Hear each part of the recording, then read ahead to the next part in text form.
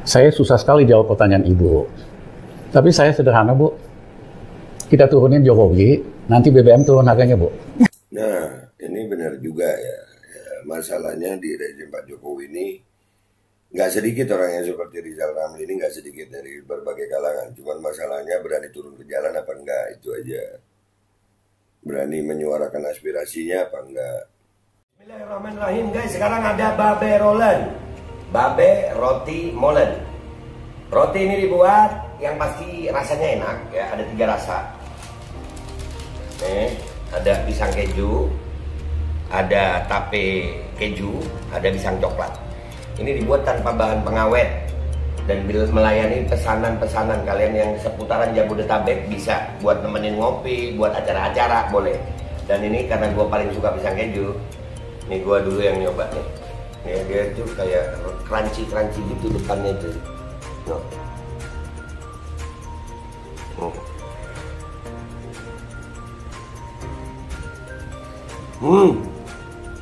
Tahu kerannya di depan nih, terus di dalamnya empuk. Ya Allah. Udah nggak usah lama-lama, lu kalau kepingin langsung pesen aja, itu ada nomor WA-nya, nanti gua kalau cantumin, ada juga IG-nya, langsung pesen, murah segini. Cuman nanti dia tanya itu 35.000 kalau nggak salah, ya.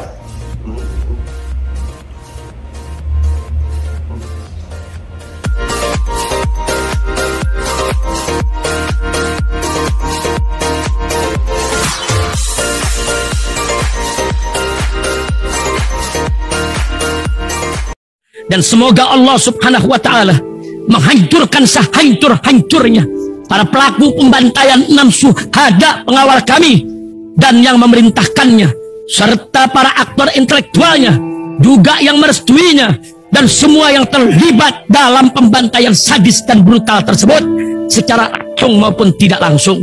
Allahumma dammirhum tadmira waqtulhum badada wala tughadir minhum ahada ya qawi ya matin ya muntaqim, amin ya rabbal alamin. Allahu Akbar, Allahu Akbar.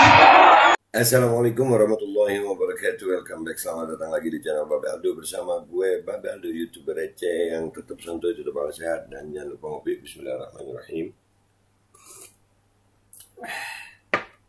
Alhamdulillahirabbil alamin, wassalatu wassalamu ala sayyidil mursalin Sayyidina Muhammad wa ala alihi washabihi ajma'in. Rabbi shrah li sadri wa yassir li amri wa hlul 'uqdatam min lisani yafqahu qawli. Bijahin Nabi wa alihi salam revolusi akhlak, semangat revolusi akhlak. Semoga akhlak kita jadi lebih baik hari ini dibanding kemarin.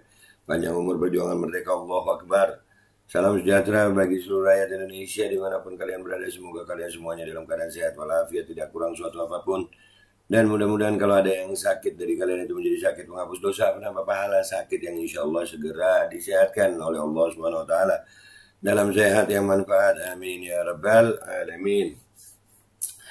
Oke guys, konten kita kali ini ada cuplikan wawancara ya Rizal Ramli dan Rahma Sarita ya, tentang bagaimana keadaan begini. Ini Rizal Ramli udah gemes juga kayaknya, cuman gue ngelihatnya ini Bang Rizal gimana ya, ayolah kita sama-sama itu, kalau memang tujuannya untuk Indonesia yang lebih baik, kenapa tidak ya kan. Kita dengerin dulu cuplikannya sambil kita reaksi bareng ya guys. Kita reaksi bareng nih. Bismillahirrahmanirrahim. Ini Bang, kalau lihat ekonomi secara makronya lah ya di Indonesia ini, akankah kenaikan BBM ini jika diteruskan saja, tidak diturunkan begitu ya, akan terus bergulir kemudian menjadi momentum yang lebih buruk lagi seperti zaman Pak Harto dulu, ataukah ini rakyat akhirnya bisa bertahan akhirnya dan lupa dan menerima nasib begitu? Saya ditanya oleh seorang ibu-ibu yang datang ke rumah. Dia bilang, Pak, kita hidupnya pas-pasan. Suami saya pegawai biasa, UMR naiknya hanya 0,3%. Wah, sekarang keluarga kita nyaris hampir tiap hari makan Super Mie. Kalau BBM naik, kita harus spend lebih banyak buat transportasi, buat bensin, Pertalite. Harga naik juga. Harga naik. Pilihan kita, kurangin beli Super Mie, atau jalan kaki ke kantor. Pilihan kita sulit, Pak. Saya mesti lakukan apa? Saya susah sekali jawab pertanyaan Ibu. Tapi saya sederhana, Bu. Kita turunin Jokowi, nanti BBM turun harganya, Bu. Nah, ini benar juga ya. Masalahnya di rezim Pak Jokowi ini nggak sedikit orang yang seperti Rizal Ramli ini, nggak sedikit dari berbagai kalangan. Cuman masalahnya berani turun ke jalan apa enggak, itu aja. Berani menyuarakan aspirasinya apa enggak. Dan itu betul. Karena kalau Jokowi turun, kita akan turunkan harga listrik ke posisi 2 tahun yang lalu. Sehingga setiap rakyat Indonesia yang pakai listrik di bawah 1.300 watt bisa ngehemat tagihan listriknya 40%, ada uang di kantongnya. Nah, sekarang malah kagak Pak, yang 450 VA jadi 900 Pak. LPG kita akan turunkan, ada caranya. Nah, LPG sekarang yang 3 kg mau dihilangin Pak. Dan sebagainya. Rakyat Indonesia hidupnya akan lebih baik setelah Jokowi. Jadi ini nanti itu satu-satunya solusi saat ini, Bang? Ya solusinya kalau nggak bikin susah rakyat terus kan. Akhirnya kan demo nggak bisa habis. Ya. Demo nggak bisa habis. Mas Jokowi ini dong, mawas diri dong. Situ tuh nggak mampu. Nah, udah tahu Pak Jokowi nggak mampu begitu Pak. Ini sebenarnya pembantu-pembantunya gimana sih Pak? Ya nggak bisa lah. Saya kan kenal deket. Udahlah, udah. Wes, udah. Itu seperti Pak Harto waktu mau mundur kan kumpulin tokoh-tokoh mau bikin komite reformasi di istana. Semuanya setuju supaya bikin komite reformasi. Tapi ada satu orang yang di luar dugaan, namanya Nurhalis Majid, pendiri dari Para Madinah. Dia berdiri, dia bilang Pak Harto, wis Pak Harto, wis. Pak Harto wis warek, wis. Itu kan kasar sekali. Dia bilang Pak Harto, udah Pak Harto, lu tuh udah kenyang, udah. Soeharto tersinggung, akhirnya dia marah. Dia bilang, aku ndak patean, aku juga nggak mau lagi kok jadi presiden, itu kan maunya Harmoko. Mundur, bubar komite reformasi, besoknya Soeharto ngundurin diri. Jadi Soeharto aja ngaca gitu loh. Gus Dur ngaca, saya minta teman saya Mas Jokowi ngaca. Malah minta 3 periode kok. Itu kan maunya Luhut yang mau jadi Harmoko Jilid 2. Itu maunya Luhut yang mau jadi Harmoko Jilid 2. Waktu itu Pak Harto mau naik lagi itu karena Harmoko. Ya Luhut juga kan Lord. Iya, beliau tuannya kayaknya ya. Jadi kayaknya kalau mau melihat tadi itu malah bukannya. Saya mau mengatakan kalau Jokowi mundur baik-baik, dia juga bakal selamat loh. Kalau nggak baik-baik, mohon maaf, kita bisa terjadi di Korea. Setiap mantan presiden masuk penjara sama keluarganya. Ya, Soeharto nggak ada yang berani menjarain Soeharto. Ya, Gus Dur apa ada yang berani menjarain Gus Dur? Ya, NU bakal marah kan? Mega ada yang berani? Kagak ada. Jokowi siapa? Ya kan? Kalau nanti rakyat minta ada yang diadili karena KKN dan lain-lain, mohon maaf, Jokowi sama si Kaisang, ya kan? Bisa masuk. Masa Kaisang baru 7 tahun kuasa punya 60 perusahaan? Nah, tuh. Dinasti kekuasaan ada di Pak Jokowi ini. Kaisang aja yang nggak dapat jabatan begitu. Si Gibran kan dapat wali kota Solo, Bobi mantunya, ya, MK iparnya. Wah, Indonesia ini negara demokrasi atau negara kerajaan ya? Duitnya dari mana? Sang Pisang yang nyumbang ratusan miliar, semua pembakar hutan pada nyumbang sama perusahaannya Kaisang. Masa kita mesti bukain yang gini-gini? Jadi wes, tahu diri, supaya rakyat kita hidupnya lebih baik. Habis itu ekonomi akan lebih baik kok. Bayangin aja kalau listrik diturunin. Rakyat punya uang 40% di kantongnya. LPG kita turunin. Yang ketiga, minyak goreng kita turunin. Ya, ke 12.000. Yang lain kredit untuk usaha kecil kita naikin. Rakyat akan lebih senang. Kemudian kita bikin pemilu yang betul-betul adil dan demokratis. Kita hapuskan threshold. Indonesia akan punya pemimpin hasil dari pemilu yang kompetitif. Ya, kita ini kan enggak, pemilunya aja oligopolistik dengan threshold. Ya, nah kalau pemilunya kompetitif, putra-putri terbaik di Indonesia bisa jadi bupati, wali kota, presiden, tanpa mesti bayar upeti kepada partai-partai yang merusak ide. Nah itulah. Nah, kalau kamu mau jadi bupati, Rama, kamu mesti bayar 60 miliar buat nyogok partai, buat nyalonin kamu. Gubernur 100 sampai 300 miliar. Presiden 1,5 triliun. Inilah sumber dari korupsi paling besar dalam masyarakat kita. Nah, jadi ya itulah oligarki, guys. Makanya gue tuh bingung ya. Kita tuh kalau demo-demo ke istana, ke DPR kan nggak didengar. Bisa nggak sih kita demo ke rumahnya oligarki-oligarki itu atau tempat usahanya oligarki-oligarki begitu? Bisa nggak sih ya? Kalau bisa keren itu. Jelas didengar. Soalnya kan pemerintah ini kayaknya dikendalikan oleh oligarki. Demonya kita rubah coba. Jangan ke pemerintah, jangan ke DPR. Ke rumahnya oligarki. Nah, keren deh tuh. Bayangin 180 bupati wali kota masuk penjara. 23 dari 34 gubernur masuk penjara. Itu kan bukan oknum, itu sistem. Sistemnya ini yang koruptif, yang tidak ada di Undang-Undang Dasar 45. Nah, udah segitu banyaknya bupati dan gubernur yang masuk penjara gara-gara korupsi. Itu bukan oknum, itu sistem betul ini. Walaupun gue ya sama Pak Rizal Ramli, gue berharap Bang Rizal Ramli juga ikut turun ke jalan gitu. Semuanya ikut. Undang-Undang Dasar 45, ya kan? Nggak ada tuh threshold. Di negara demokrasi yang lain, tidak ada threshold. Ini kan akal-akalan oligarki aja. Nah, akal-akalan oligarki. MK-nya, ipernya Jokowi. Ya sama aja. Menguasain Indonesia dan merusak Indonesia. Ini kita jebolin. Ya, Caranya gimana? Kayaknya cara susah. paling gampang kalau Jokowi turun ya jebol itu, gitu aja. Tapi partai politiknya kan masih mendukung seperti itu, Bang. Ini kan menguntungkan. Rahma, saya ingin mengatakan, kalau Indonesia, bangsa ini dalam krisis dan multi krisis, partai politik tidak ada peranannya. Partai politik ini apa sih? Negara ini merdeka bukan karena partai politik kok. Karena perjuangan rakyat. Sekarang udah jadi negara, partai politik mau berpengaruh. Aduh. Menjelang kejatuhan Bung Karno, semua partai politik itu manut ngejilat Bung Karno. Bagus lah Bung Karno jatuh, ngejilat-jilatin Bung Karno. Sebelum Pak Harto, semua partai kerjanya jilat Pak Harto. Begitu Pak Harto jatuh, jilat-jilatin Pak Harto. Itu kan tipikal orang Indonesia. Jadi kalau dalam kondisi krisis, perubahan yang besar, partai politik tidak ada peranannya, jangan sok jago. Kalian nikmatin bahwa kekuasaan zaman Soeharto, sekarang kuasa lagi karena uang doang. Iya kan? Benar itu partai politik. Tadi kan kita udah ngangkat itu PDIP. Zaman SBY mereka nangis-nangis. Sekarang udah menikmatin kekuasaan, pesta di gedung. Ya, partai politik. Makanya gua nggak percaya partai politik dah. Teman-teman mahasiswa, emak-emak, buruh yang ingin perubahan. Islam 212 lebih banyak dari orang yang ingin perubahan pada tahun 98. 98 itu cuma aktivis sama mahasiswa.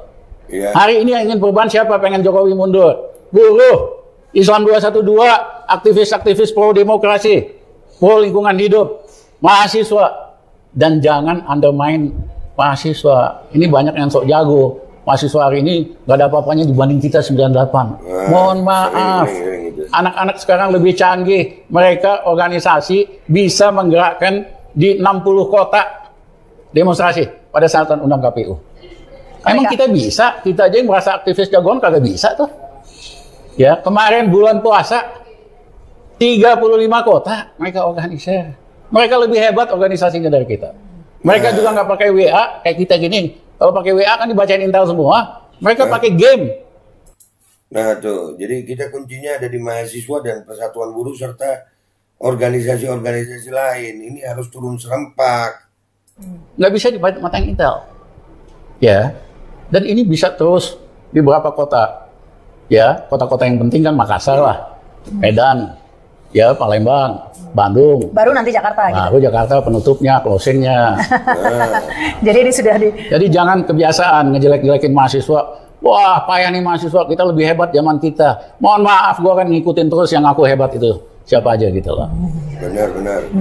Jadi ini kunci perubahan justru ada di mahasiswa dan ada di mahasiswa, ada di mak-mak. Ini juga gejala baru.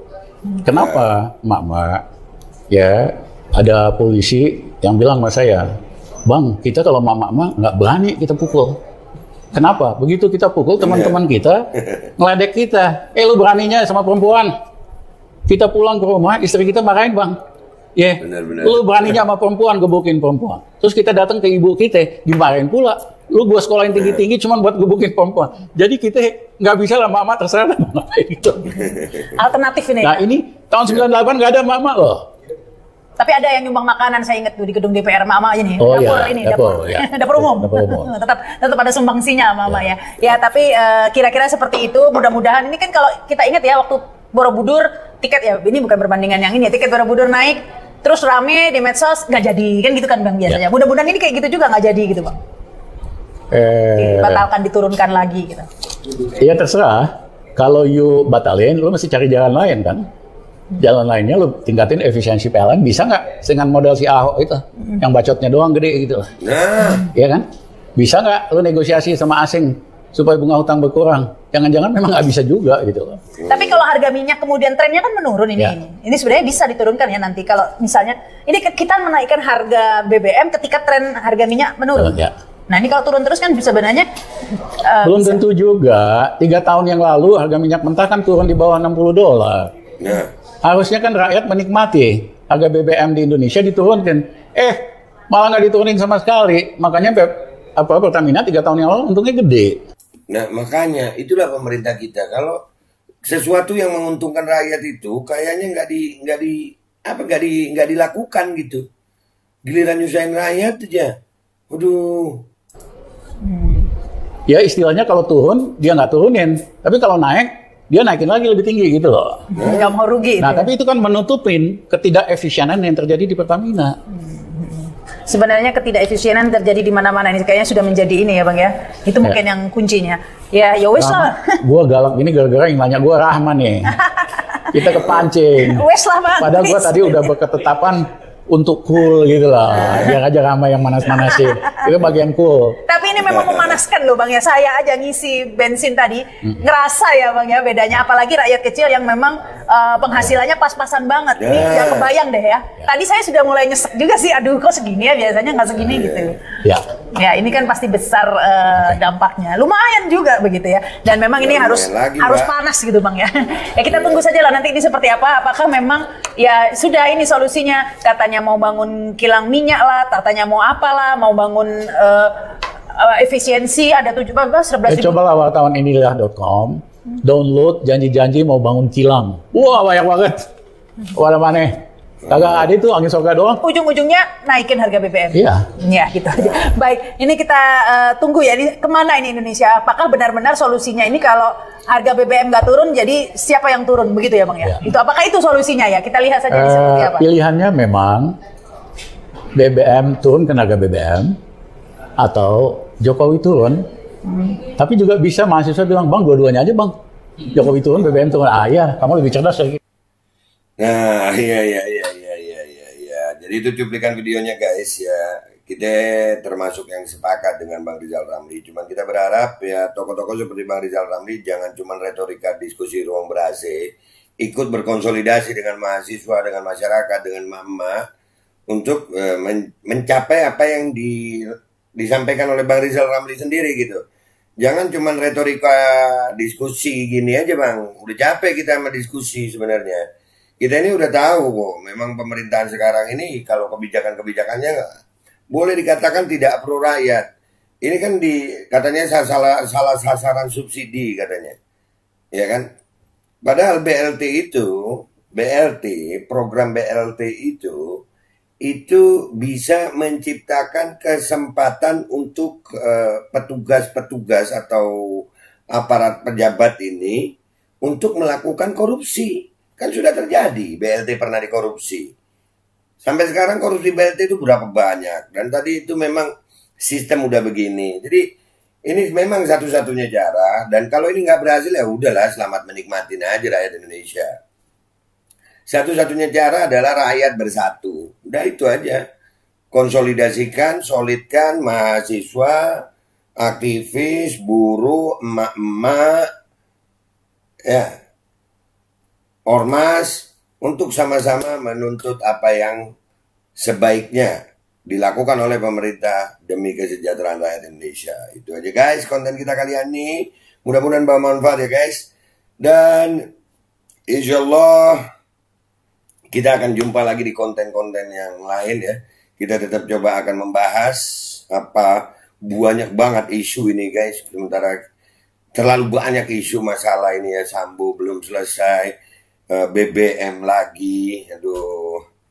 Dan ada beberapa isu yang juga akan coba gua angkat nanti. Tapi intinya tetap adalah puncaknya ya di Pak Jokowi lah.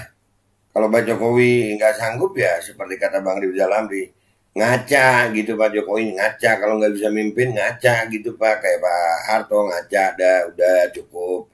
Ya anak lu aja udah dapat bantuan segitu banyak ya Pak Jokowi ya.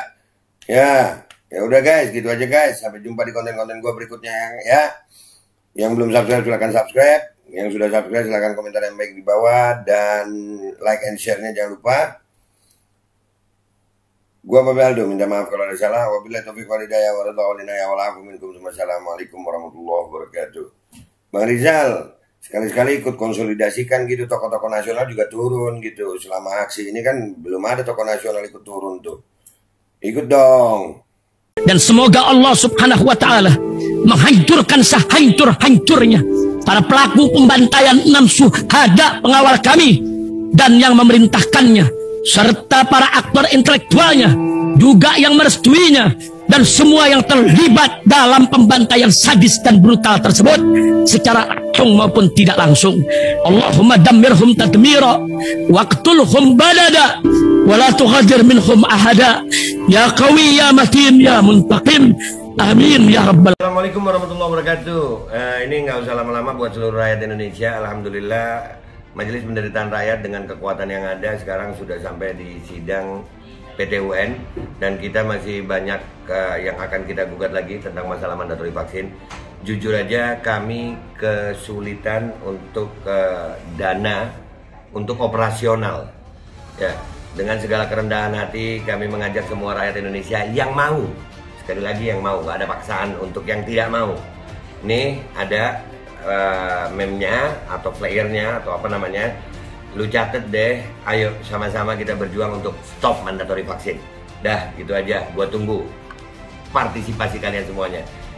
Gua nggak mau meminta pada lembaga tertentu, gua nggak mau minta pada partai tertentu, karena ini perjuangan untuk rakyat Indonesia. Gua nggak berafiliasi dengan kelompok tertentu, gua nggak berafiliasi dengan partai tertentu, karena gua rakyat Indonesia yang untuk rakyat Indonesia.